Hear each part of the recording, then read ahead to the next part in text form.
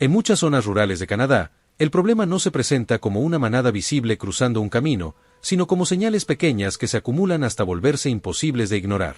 Surcos nuevos en el barro, cercas dobladas, pasturas arrancadas desde la raíz y un olor fuerte que queda en el aire cerca de los puntos de agua. Al principio parece un daño aislado, algo que el clima o el ganado pudo haber provocado, pero cuando se repite y avanza por el mismo patrón, el productor entiende que no está lidiando con un animal perdido, sino con cerdos salvajes que aprendieron a moverse sin ser vistos.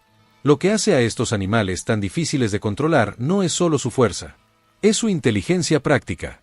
Exploran con paciencia, prueban límites, se adaptan rápido y memorizan rutas. Si detectan presencia humana, cambian horarios.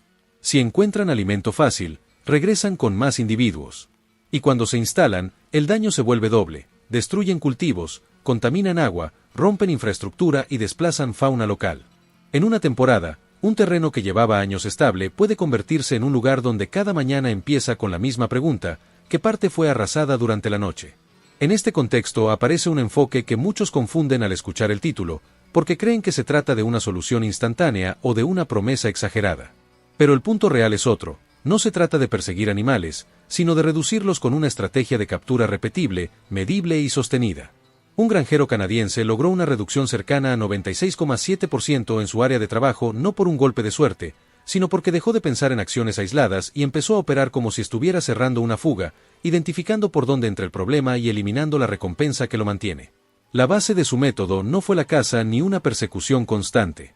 Fue el uso de trampas de hierro diseñadas para captura en vivo, con una lógica simple. Si el cerdo salvaje actúa como una unidad social, entonces la solución debe capturar grupos completos, no individuos sueltos. Cuando solo se elimina uno o dos, el resto se vuelve más desconfiado, aprende del evento y evita el área. En cambio, cuando se captura un grupo entero de una sola vez, se rompe el ciclo y se reduce la presión de manera visible en pocos días. Aquí hay un detalle clave que separa un intento fallido de un sistema que funciona. El granjero no empezó cerrando la trampa. Empezó observando. Buscó los corredores donde los animales entraban y salían, los puntos de agua donde se detenían y los lugares de comida fácil que los atraían una y otra vez. Luego usó cámaras de monitoreo y señales del terreno para confirmar horarios, tamaño del grupo y nivel de actividad. No necesitaba verlos todo el tiempo, necesitaba entender el patrón. Con esa información, instaló estructuras de hierro robustas, tipo corral, pensadas para resistir empujes, golpes y el intento natural del cerdo por romper lo que lo encierra. Estas trampas no se plantean como un objeto pequeño escondido en un arbusto, sino como una herramienta de manejo, grande, visible para el productor, y colocada donde el cerdo ya se siente cómodo entrando. La idea no es engañar con fuerza, sino guiar con comportamiento, convertir el hábito del animal en una puerta de entrada a su propia captura. Durante los primeros días, la regla fue una sola: alimentar sin activar cierre. Se colocaba cebo en el interior para que el grupo entrara, comiera y saliera sin consecuencias. Ese periodo es el que construye confianza, y es exactamente lo que muchos hacen mal por ansiedad: cierran demasiado pronto, capturan pocos, y educan al resto. El granjero esperó hasta ver repetición clara, hasta comprobar que la mayor parte del grupo entraba con regularidad. Solo entonces ajustó el sistema para un cierre completo, en el momento de mayor presencia, con supervisión y control del entorno. La seguridad también fue parte del plan desde el inicio. Un cerdo salvaje puede herir animales, dañar propiedad y atacar si se siente acorralado. Por eso, las trampas de hierro se trabajan con protocolos de distancia, rutas de acceso seguras y revisión frecuente. No se trata solo de capturar, se trata de evitar sufrimiento innecesario, prevenir riesgos para personas y mascotas, y cumplir normativas locales. En Canadá, el manejo de fauna invasora y el uso de trampas tiene reglas que varían por provincia, y cualquier productor serio sabe que el objetivo es control responsable, no improvisación. Cuando el sistema empezó a funcionar, el cambio se notó antes en el terreno que en los números. Menos huellas, menos zonas volteadas, menos barro removido cerca del agua. El rebaño volvió a moverse con normalidad, y los puntos de pasto dejaron de amanecer arrancados. Pero el granjero no confundió esa mejora con el final del problema.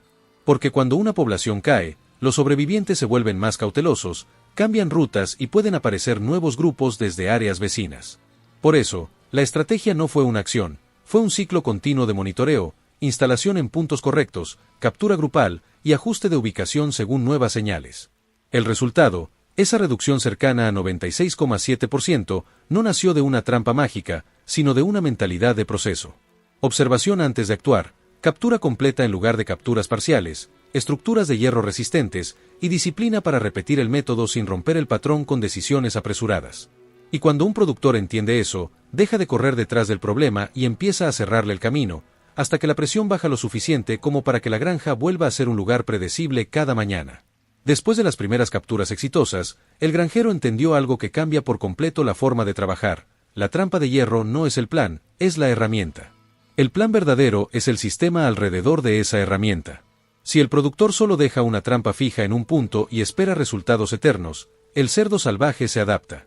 Cambia ruta, cambia horario, reduce visitas, y en pocas semanas la presión vuelve por otro lado. Por eso, la fase 2 no fue repetir lo mismo, fue profesionalizar la operación como si fuera un control de plagas a escala de paisaje. Lo primero fue convertir el monitoreo en rutina, no en reacción.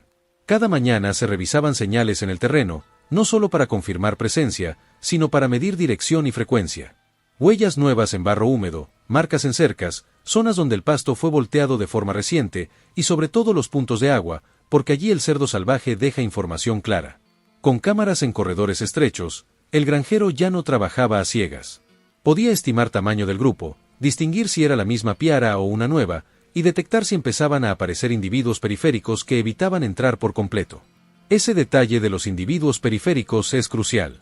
Cuando una piara pierde miembros, los sobrevivientes se vuelven más cautelosos. Algunos dejan de entrar con el grupo, otros se quedan cerca del borde y observan. Si el productor cae en la tentación de cerrar por pocos, repite el error clásico, captura parcial y aprendizaje del resto. Entonces el granjero ajustó la estrategia de cebado para obligar a una decisión más profunda, colocando el alimento en posiciones que requerían entrar más, y usando un ritmo constante para que el grupo dejara de sospechar cambios. También cambió la manera de elegir lugares. Al principio, la trampa suele colocarse donde el daño es más visible, pero con el tiempo eso no siempre es lo más eficiente. El daño puede ocurrir donde comen, pero el mejor punto de captura suele ser donde viajan, en corredores que conectan descanso, agua y alimento. Allí los animales pasan con regularidad, y allí es más fácil condicionar su movimiento sin que sientan que entran en un lugar nuevo. La trampa de hierro se volvió móvil en la lógica del plan, no físicamente de un día para otro, sino como una herramienta que se reubica cuando el patrón cambia. Para que esa reubicación no fuera un salto brusco, el granjero trabajó con puntos alternativos preparados. Sitios donde ya había señales y se podía instalar rápido sin improvisar. En unos se cebaba sin cerrar, en otros se observaba con cámara, y el principal se mantenía operativo. Eso permitió algo muy importante, continuidad sin dejar ventanas abiertas. Porque si se desmonta una trampa y se deja una semana sin control, los cerdos recuperan confianza y vuelven a presionar con fuerza. En esta fase también se volvió evidente el impacto del clima. Con frío intenso, nieve o suelos congelados, los movimientos cambian. Los cerdos buscan abrigo, evitan exposiciones largas y concentran actividad en horarios específicos. Con lluvias, el barro facilita que dejen rastros, pero también puede dificultar acceso del productor y afectar puntos de cebado. El granjero usó eso a su favor, reforzando vigilancia en las ventanas de mayor actividad y evitando intervenciones innecesarias cuando el ambiente ya empujaba al animal a moverse menos. A nivel operativo, la seguridad siguió siendo central. Las trampas de hierro se revisan con disciplina porque un encierro prolongado aumenta estrés, riesgo y problemas legales. Por eso, las visitas eran frecuentes, con rutas definidas y distancia suficiente para no provocar choques contra la estructura. El granjero no se acercaba como si fuera un espectáculo. Se acercaba como una tarea técnica, controlada, con prioridad en evitar incidentes. Esa manera de trabajar reduce errores y mantiene el sistema funcionando sin sobresaltos. En paralelo, el granjero entendió que su éxito dependía del entorno, no solo de su propiedad. Los cerdos cruzan límites y se redistribuyen. Cuando una granja reduce presión, otra puede recibir más. Por eso, una parte de la fase 2 fue coordinación local, compartir información con vecinos sobre rutas, tamaño de piaras y puntos de agua críticos. No se trata de que todos hagan lo mismo al mismo tiempo, se trata de que no se abran corredores libres por falta de comunicación. Si una piara evita una zona por captura y encuentra otra sin control, el problema se desplaza y regresa más tarde. Y aquí el método mostró su verdadera fortaleza, no dependía de suerte. Dependía de repetición inteligente. Identificar corredores, cebar sin ansiedad, capturar grupos completos, medir cambios, reubicar cuando sea necesario, y sostener el ritmo durante semanas. La reducción grande no se logró en un solo evento, se construyó como se construyen los resultados en el campo, quitando presión día tras día, hasta que el cerdo salvaje deja de encontrar un camino cómodo para entrar, alimentarse y salir sin consecuencias. Con el paso de las semanas, el granjero notó que la operación entraba en una fase distinta. Ya no se trataba de capturar piaras grandes y confiadas, sino de lidiar con los sobrevivientes y con grupos nuevos que llegaban desde afuera. Y esa fase es donde la mayoría falla, porque el trabajo se vuelve menos visible, más lento y exige más precisión. Cuando la presión baja, aparece la ilusión de que el problema terminó.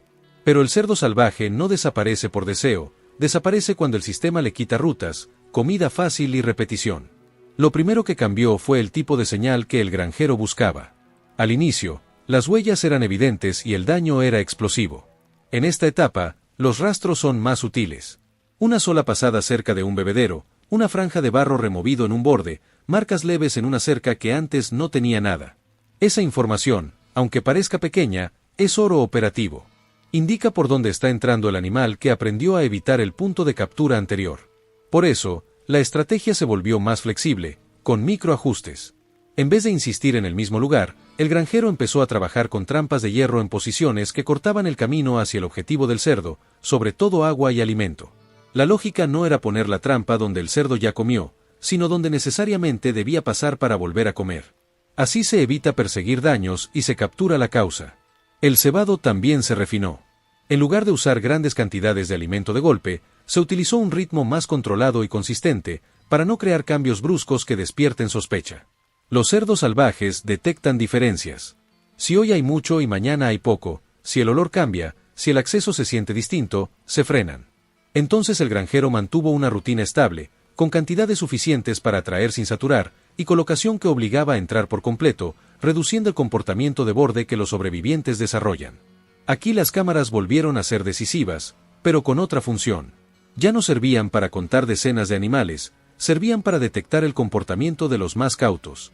Si un individuo se acercaba, olfateaba y se iba, eso indicaba aprendizaje. Si volvía a la misma hora varios días, indicaba hábito. Si aparecía solo, indicaba fragmentación del grupo, algo común después de capturas. Esa información permitía ajustar el momento y el lugar sin apresurarse. El granjero también prestó atención a algo que muchos subestiman, la presión humana. Visitar la trampa demasiadas veces, dejar olor fuerte, mover cosas alrededor, todo puede hacer que el cerdo cambie de ruta. Por eso, se redujo el ruido operativo. Se mantuvieron visitas necesarias por bienestar y seguridad, pero se evitó intervenir sin motivo. La trampa de hierro debe sentirse como parte del entorno, no como un cambio permanente que el animal asocia con riesgo. En este punto se volvió evidente que el control real depende de quitar opciones, no de esperar un golpe perfecto. El granjero reforzó puntos de paso alternativos, cerró accesos secundarios en cercas, eliminó atracciones alrededor de puntos de agua y evitó dejar alimento disponible fuera del plan de cebado. Cada vez que se reduce una fuente de recompensa, el cerdo tiene menos razones para insistir en esa zona. Otra decisión importante fue pensar en el calendario del campo. Hay momentos del año donde el cerdo se mueve más por alimento y refugio, y momentos donde se expande por reproducción y exploración. Ajustar el esfuerzo a esas ventanas mejora resultados. En épocas de más movimiento, el granjero aumentó monitoreo y mantuvo trampas listas. En épocas más estables, sostuvo el control con menos intervención, pero sin abandonar el sistema. Porque la peor decisión es dejar un hueco de varias semanas y regalarle al animal el reinicio de confianza. La coordinación local también se hizo más estratégica. Cuando un vecino reportaba huellas recientes en un corredor cercano, el granjero no lo tomaba como un problema ajeno. Lo tomaba como un aviso temprano de reinvasión. Esa mentalidad evita sorpresas, porque los cerdos salvajes no respetan líneas de propiedad, responden a paisaje, agua y facilidad de paso. Compartir información reduce el tiempo entre señal y respuesta, y ese tiempo es lo que decide si un grupo se instala o se va. Con todo eso, la operación dejó de sentirse como una batalla y empezó a sentirse como mantenimiento. Un sistema que se sostiene, que se ajusta, que se mueve con el patrón del animal. Y en esa etapa, la reducción grande se consolida, porque cada nuevo intento del cerdo choca con lo mismo: rutas cortadas, recompensas eliminadas, trampas de hierro ubicadas donde el paso es obligatorio, y un productor que ya no improvisa, simplemente ejecuta con disciplina hasta que el campo vuelve a amanecer sin señales nuevas. Al final, el granjero entendió que el 96,7% no era un número para impresionar, era una medida de control sostenido. El punto no fue capturar una vez y descansar, sino mantener el terreno incómodo para el cerdo salvaje durante suficiente tiempo como para romper su rutina y cortar el efecto de reinvasión. Cuando el sistema funciona, la granja deja de ser un lugar con comida fácil, rutas abiertas y puntos de agua sin presión, y se convierte en un espacio donde cada intento tiene costo. La combinación que lo hizo posible fue simple en concepto y exigente en ejecución. Trampas de hierro resistentes para capturas grupales, cebado sin ansiedad para construir confianza, cámaras y lectura del terreno para identificar corredores, y reubicación estratégica cuando el patrón cambiaba. A eso se sumó algo igual de importante: eliminar recompensas alrededor de la propiedad, cerrar accesos secundarios, vigilar puntos de agua y sostener coordinación con vecinos para evitar que el problema solo se desplace y regrese. Lo que muchos no ven es que la fase más valiosa llega cuando casi no hay señales. Allí es donde se gana o se pierde. Si el productor se confía, los sobrevivientes vuelven y los nuevos grupos se instalan. Si el productor mantiene disciplina, las señales pequeñas se detectan temprano y el sistema responde antes de que el daño reaparezca. Con el tiempo, el campo recupera estabilidad, el ganado vuelve a moverse sin estrés, los cercos dejan de amanecer doblados y el terreno deja de ser volteado noche tras noche. Ese es el verdadero resultado de un control sin caza basado en trampas de hierro. No una historia de un solo día, sino un proceso repetible que convierte un problema invasivo en algo manejable, con decisiones prácticas, medibles y sostenidas, hasta que la granja vuelve a ser predecible cada mañana.